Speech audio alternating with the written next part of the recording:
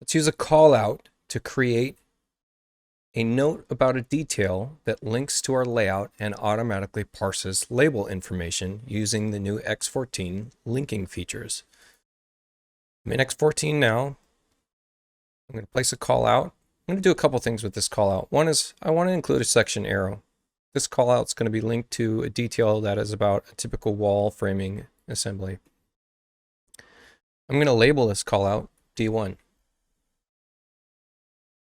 In the text below line box, if I click on macro and into object specific, what I can get to here is linked view layout page label.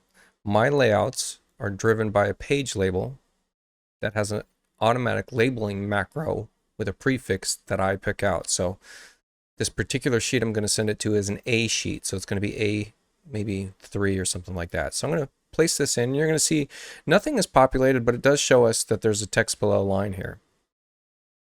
Now I want to click this, and in my edit toolbar, I'm going to link this view, and I'm going to search in my CAD details for that particular CAD detail, which is detail framing typical wall. Now that we've got this linked, if I just double click on my call out, it's going to take me straight to this detail. Next thing up is I want to send this detail to my layout page. Now it's in my layout page. I'm going to drag it up onto this part of the screen so that we can see what's going on here.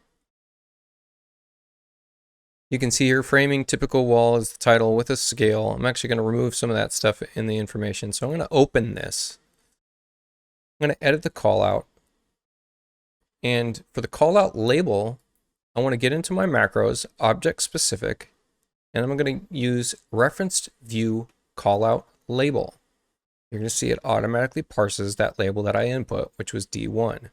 And then text below line, I'm going to leave blank. I don't need to show what page it is on because it's on this page now.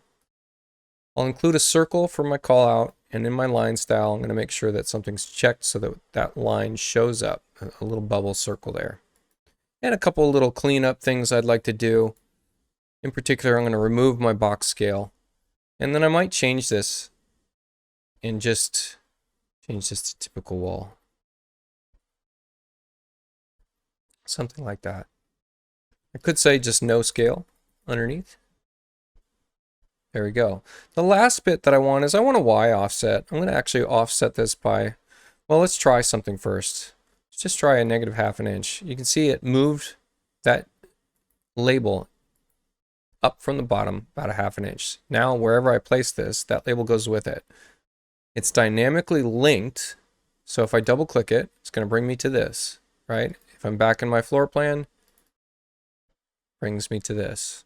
Pretty nice. Now you could do some advanced things, but that was the end of this video. Hopefully you gathered some good information.